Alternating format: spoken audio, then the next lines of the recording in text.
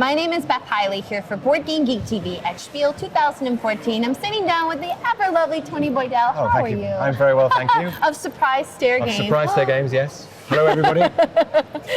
And I was just saying, I really want you to tell me the story behind this Ivor the Engine. Contains sheep. Contains sheep, yeah, and lots of lovely sheep. Here we are. There all they are. Yeah, lovely. Well, Ivor is a story set in a fictional area of North Wales, and it's on a very sort of branch line. And Ivor is the locomotive of that little bit of railway, and his job is to go around and do bits and pieces. So he delivers things, he fetches things, he carries things.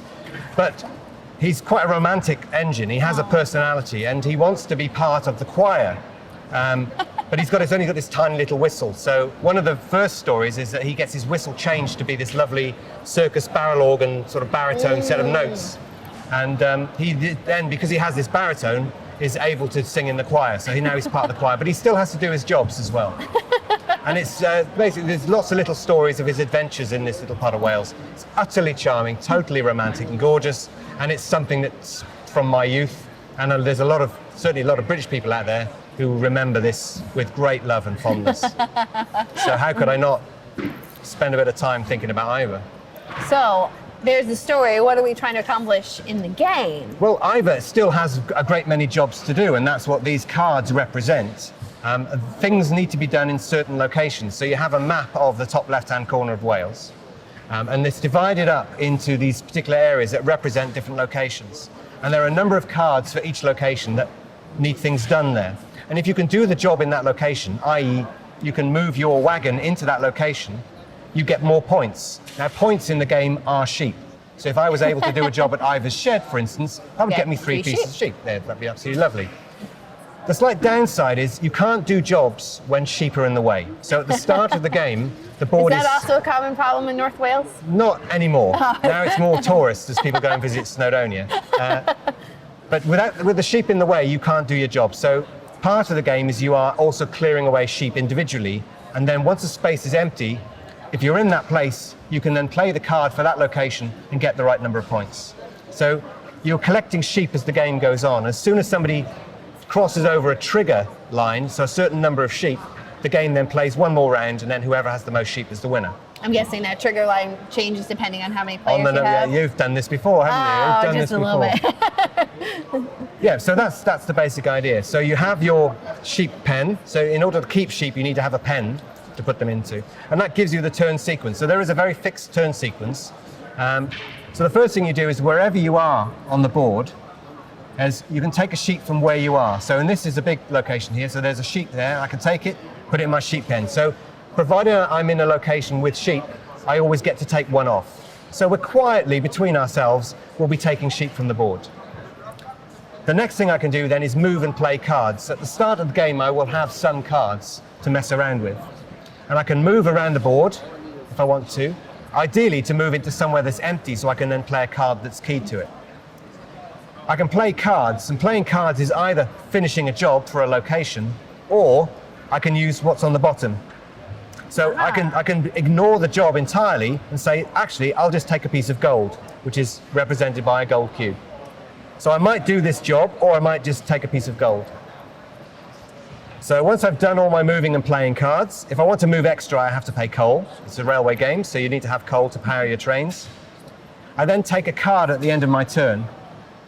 And I'll either choose a card because it's got a nice juicy points value, lots of sheep to collect, or I'll take it because the bonus ability at the bottom is quite groovy. So again, I can't ever use a card for both things. I have to use one or the other.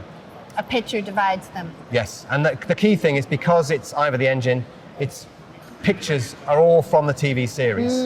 Okay, so they're all familiar images, and you'll see that we've deliberately tried to simplify things so that the picture is always sort of the main focus.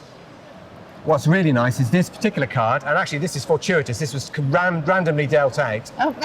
This is a piece of art that was done especially for the game. Oh, how? By the original artist. I was going to say that, it looks like the original art. And it actually depicts Ivor picking up a family from the platform, and that little guy on the end is me. And that's my wife and my children. And Alan and Charlie Paul from Surprise Stair Games are also there as well. I'm actually going to put that front and center here to see, so we can give that a little zoom. That's worthy of a zoom. It is worthy of a zoom. Yeah, so that just, it doesn't get cooler than that. So Was that ever something that you had expected when you started doing this? That not really. It's when I came to the point of pitching the game to the license holders of the company. They said, "Do you want to pitch the game to us, or do you want to pitch the game to the original creator?" And of course, I said, Yeah. to the original guy, please." And I blogged about it. It's on my BGG blog. I did a big thing about it, so I won't bore everybody with it now. But it was basically, sometimes you'll do stuff not for any kind of money, just because of the experience it gives you. Yeah, so there we go, the original piece of art, and I've got that at home, and it's on my wall, and it's gorgeous and lovely. So I will take a card at the end of my turn, so I'll maintain my hand of cards. Any card I use for its bonus gets discarded. I then refresh. Now, oh goodness me, most of the cards are either pink or brown at the top, and that means they are just regular job cards that need to be done. And some of the cards are green, and these are events. When they come out, they get a sheep on them, because they're worth a sheep when you take them, and something happens at the same time.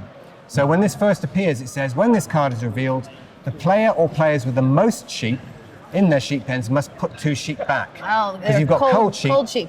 Yeah, so if I'm in the lead, I have to pay 2 sheep. So I now brought back a little bit.